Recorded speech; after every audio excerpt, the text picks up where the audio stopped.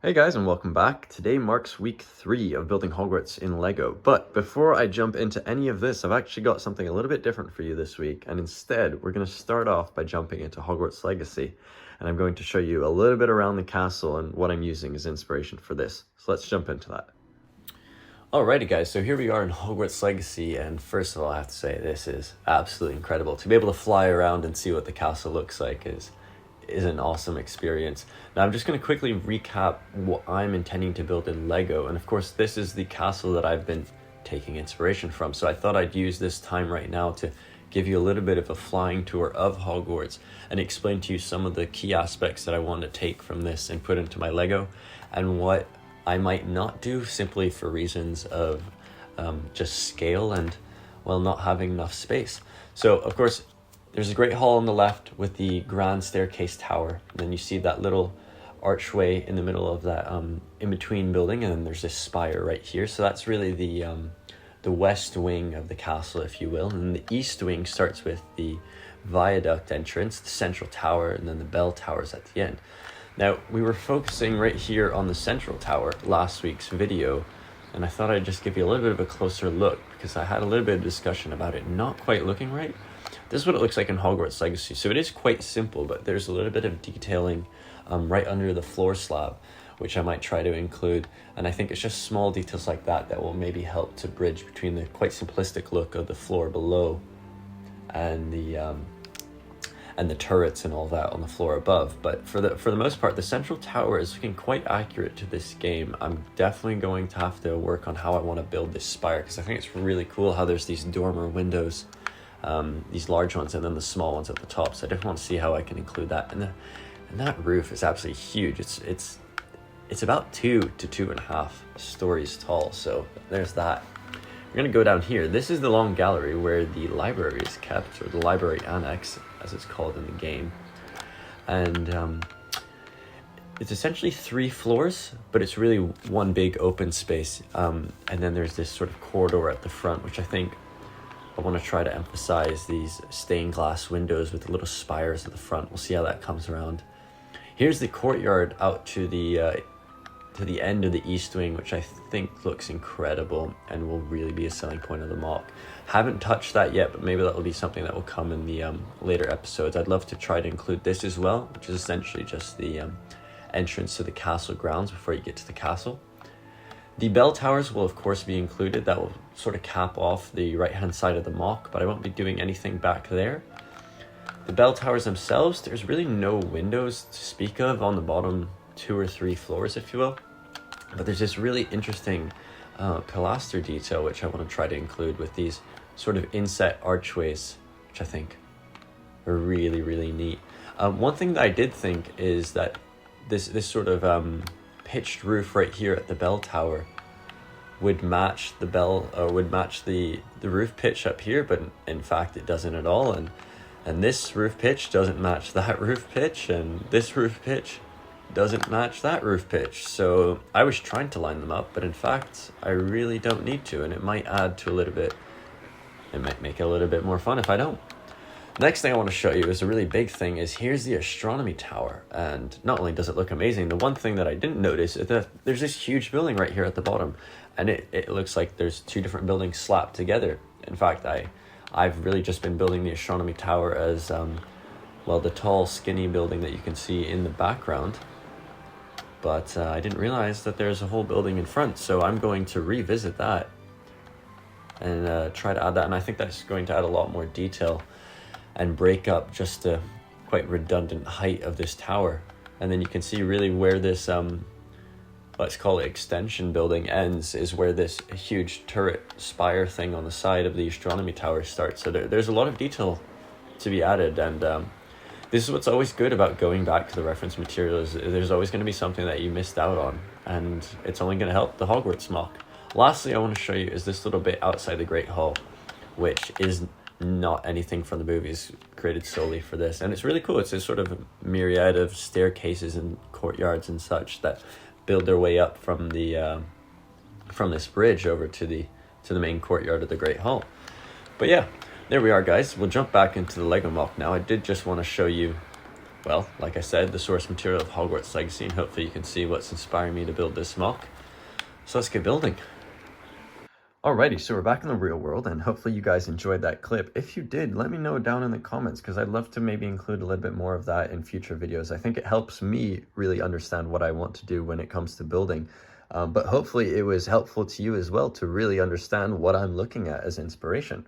In any case, I've done a little bit of work here on the central tower. This is my very first attempt, my immediate first thoughts after seeing those little archways on the central tower that we just talked about and adapting them to Lego. This is just using those 1x2 arch pieces in Lego. Now, the one thing that I don't like about this is the fact that there's a little gap there. And the problem is because when you go to build with these pieces, it has to be an odd number because of how they're essentially like a jumper plate, so they're offset from the actual brick. So unless you have an odd number, you'll always have a one stud gap in the middle. Now, it doesn't look terrible, especially when you take a step back and it all sort of flows. I am liking it, and I'm going to try to do a few more adaptations to do so.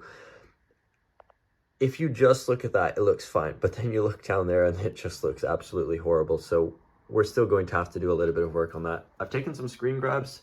You can see here, this is what we were just looking at. So you can see those arches, and it must be just because, you know, it's a video game and they have a lot more wiggle room with how they can architecturally define things. You know, they're not limited by this has to be one stud wide or that or that. So I think this very obvious ledge is what's detracting from this. So we're going to go back and try to fix that.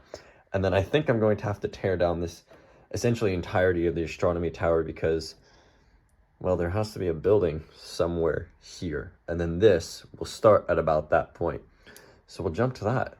So this next design is actually looking very, very different than what I was expecting it to. I was leaning more towards initially thickening out these corner pilasters. So instead of them being 2x2, maybe 3x3 or even 4x4. And that's how we were going to add a little bit of chunk to the building, if you will, and it would sort of seamlessly blend. But after looking at the screen grab and really adapting that, I found that this is a lot more accurate, and I think it looks a lot better as well. So we've got these really thin supports on the corner with this sort of crown that really blends these two levels very nicely. And also, I think getting rid of the second window on this level and lining them up just gives it a little bit more flow. So that's looking a lot better in my opinion. I'm going to go around to the back and I'm going to show you a little hidden feature that I'm quite proud of. So apart from making some modifications here, where before you might remember that it was just this 8x16 plate and it was flat, and I said it might be a balcony, I really wasn't happy with that. I thought it looked way too plain. In fact, what I decided to do is to match this back end to the front over here, but I am missing some pieces, so I won't be able to complete the roof there. But what I wanted to show you about what I've incorporated here, and you'll probably see it, is that I made a little hinge, and there is a sort of opening where you can see into the back of this. And I've tried to make just a very small diorama. It's very hard to see in there, I apologize. Little diorama from the second movie, and that's the entrance to the Chamber of Secrets. And the Polyjuice cauldron right there in the corner. So that's cool, and that might be where I'm going with the rest of the interiors so that the buildings do look finished, but you can, you know, see into them. The next thing I want to show you is right here, and this is the Astronomy Tower 2.0, if you will. You remember this was the original form of it. And we are going to keep this, but we are starting down here with the that sort of a extension building, if you will. So this is where I'm really taking inspiration from. There's these huge buttresses on the on one of the facades, and I just think it's really unique because you don't see it anywhere else in the castle. So I've been trying to adapt that. I don't have the pieces in regular tan, so I'm using dark tan for the moment. I'll just cut for a second because I do want to show you what I was looking at so that you can understand how I'm building this. So obviously you will have just seen this a few minutes ago, but this was that building I was talking about at the bottom of the Astronomy Tower.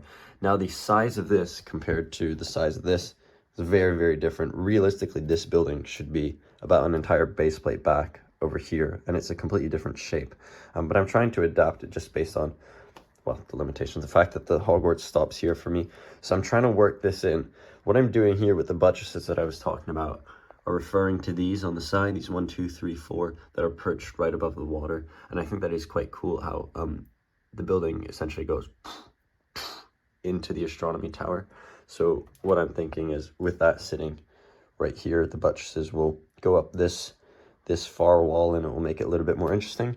Whereas on this side, you can see where that curved wall is now sitting on this flat section. This is from this bit right there, where you can see the astronomy tower sitting right on a roof.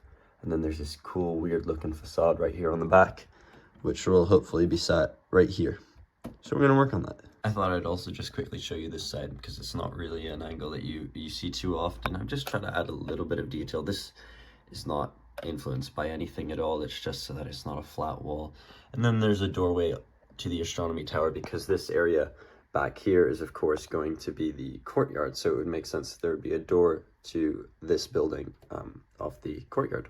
So in order to rest the curved part of the astronomy tower on this balcony, all I've really had to do is just lift up these tile pieces on one row of plates, and the sort of tension within these round studs is really keeping this in place. So I'm not having to fix that down to the base in any way, and then I'll just tile off the rest of this balcony. I did change it to dark tan just because I felt I needed a little bit of difference in color.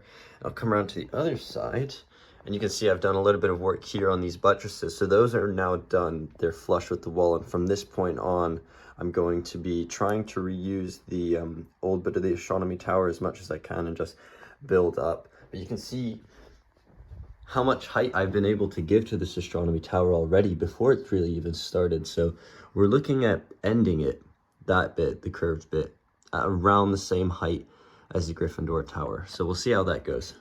Well, it's not quite at the height that we're wanting it to, but this is starting to really take shape, and I'm loving how the astronomy tower is coming together. Here's a look from the other side there. So like I said, right now we're almost flush with this floor right here, and we're trying to get it to about this floor, because then on top of that, that's when you start having the sort of balcony with all the astronomical gadgets and the huge circular window and the roof and the turret. So I'm going to save that all for next week. That's going to be a little bit of a challenge to figure out how to get a circular turret onto the side, because I believe it rests right about here.